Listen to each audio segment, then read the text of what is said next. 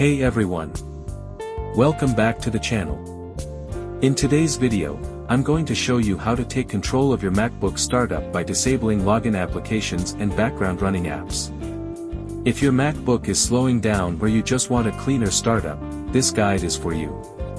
Let's dive in and make your MacBook run smoother.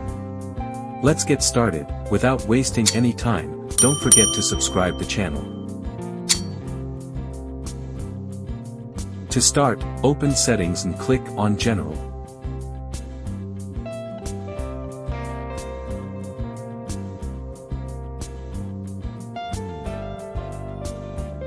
Under General, select Login Items and Extensions.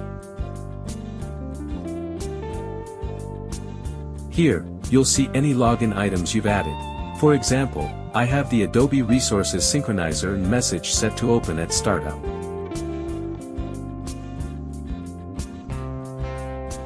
Below, you'll find background running applications.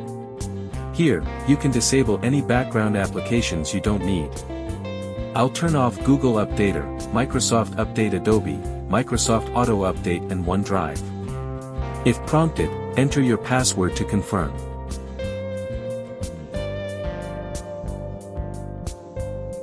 You can also disable applications you don't need in the background, like OneDrive, to free up resources.